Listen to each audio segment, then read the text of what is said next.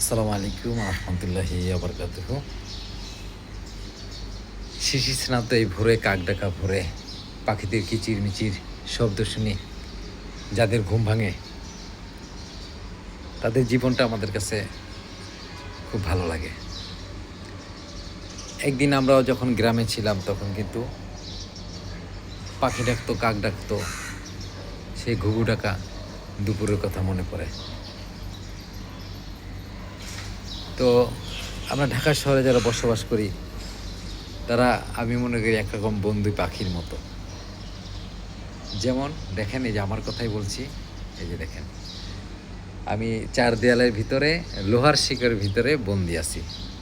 ইচ্ছা করলে পাখির মতো যেটাই খুশি সেটাই উড়ে যেতে পারছি না।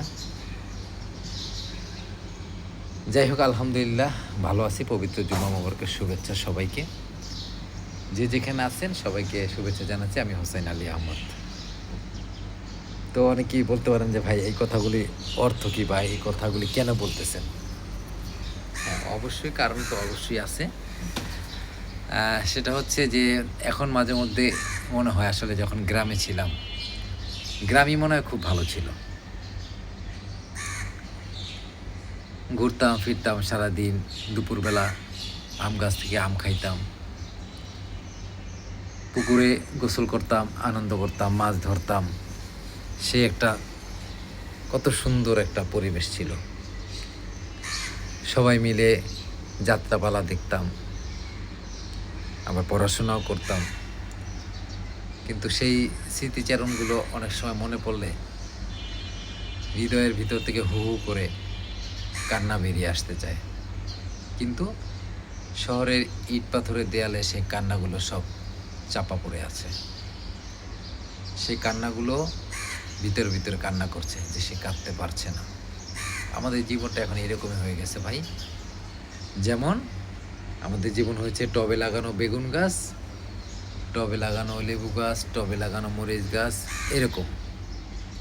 অর্থাৎ আমাদের জীবনটা কর্মের ভিতরে বন্দী হয়ে গেছে, আমরা টবে লাগানো বেগুন গাছের মতো।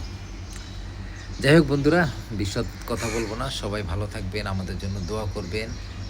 যে যেখানে আছি, যে অবস্থাতে আছি, সবাই আমাদের জন্য দোয়া করবেন। আর একটা সুন্দর একটা দৃশ্য দেখাতে চাই বন্ধুরা।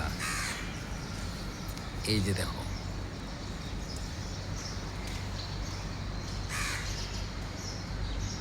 এই যে দেখো, 3টি কবুতর বসে আছে। এখানে 4টি কবুতর ছিল, একটি কবুতর হয়তো গেছে। ওরা অনেক ছোট ছিল। ওরা বুনো কবুতর, তো এখানে আসে আমাদের ছাদে, আসে আবার যায়, আসে আবার যায়। ওরা এখানেই থাকে, এখানেই ওদের বাসস্থল, হয়তো কোনো বিল্ডিংয়ের ছাদের কোনো কাঞ্চিতে। তো বন্ধুরা, আমরা সবসময় একটা জিনিস খেয়াল করব, আমরা যেন কখনো কেউ পাখির শিকার না করি। আগে কিন্তু পাখি শিকার একটা চল ছিল। বুনো কবুতর হোক, বুনো পাখি হোক, ঘুঘু পাখি হোক, গুলাইল দিয়ে বা এয়ার গান দিয়ে কিন্তু শিকার করতো, বা অতিথি পাখি আসলেও কিন্তু শিকার করতো। আমরা এখন সেটা যেন না করি বন্ধুরা। কারণ পাখি পরিবেশের ভারসাম্য রক্ষা করে, আর পাখিকে রক্ষা করা, বুনো পাখিদের রক্ষা করা আমাদের নৈতিক দায়িত্ব। কারণ এক সময় কিন্তু অনেক পাখি ছিল, অনেক পশু ছিল, যে পশু পাখি আমরা এখন বনে বাজারে খুঁজলেও দেখতে পাই না, হারিয়ে গেছে বিস্তৃতির অতল গর্ভে। যেমন আগে আমরা সোনালি ঘুঘু দেখতাম, চন্দনা শালিক দেখতাম, সেগুলো কিন্তু দেখি না। আরেকটা ব্যাপার, এখন কিন্তু ঢাকার শহরে আগে যেমন প্রচুর কাক ছিল, কিন্তু এখন কাকও দেখা যায় না। আমি এই যে একটা কাক দেখলাম বন্ধুরা, দেখো কি একটা দৃশ্য। এই যে দেখো,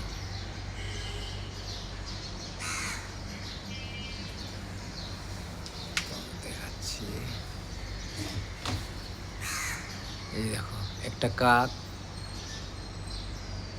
এই যে এই একটা কাক ডাকতেছে পাশে। এই যে একটা বন্ধু, আমার মনে হয় এটা একটা চিল, চিল, হ্যাঁ একটা চিল বসে আছে, একটা চিল বসে আছে, এবং ওই যে কাকটা ডাকতেছে। হয়তো বা চিলটা কাকের বাচ্চা বা কাকের কোনো ক্ষতি করেছে, যার জন্য কাকটা ডাকতেছে, এরকম হতে পারে সম্ভবত। চিলটা বসে আছে, আর কাকটাও ডাকতেছে। তো এরকম আমি কখনো দেখি নাই বন্ধুরা। অনেক সুন্দর একটা চিল বসে আছে।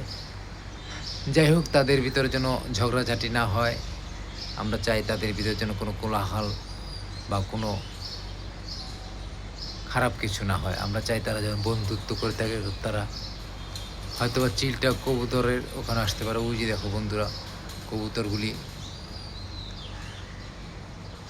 বসে আছে। ওই যে একটা কবুতর দাঁড়িয়ে আছে। হয়তো চিলটা এখানে আসছে কোনো কিছু নেয়ার জন্য সম্ভবত। এই যে আবার চিলটা দেখাই, এই যে দেখো বন্ধুরা, অনেক বড় একটা চিল। তো সব পশু প্রাণীদের ভিতরেও কিন্তু অনেক সময় দ্বন্দ্ব থাকে। জানি না, হয়তো এখানে কোনো একটা কিছুর জন্য চিলটা আসছে। যাই হোক, আল্লাহ যেন ওদেরকে ভালো রাখে, এই কামনাই শেষ করতে চাই আজকে। আর বেশি কথা বাড়াবো না বন্ধুরা। এই যে দেখো আমাদের গাছগুলো সুন্দর হয়ে আছে। তো আজকে 6ই জুন, পবিত্র জুম্মা মোবারকের শুভেচ্ছা সবাইকে। 12ই জুন রোজ শুক্রবার 2026 সাল। সবাইকে শুভকামনা শেষ করছি। আসসালামু আলাইকুম রহমতুল্লাহি ওয়া বারাকাতুহু।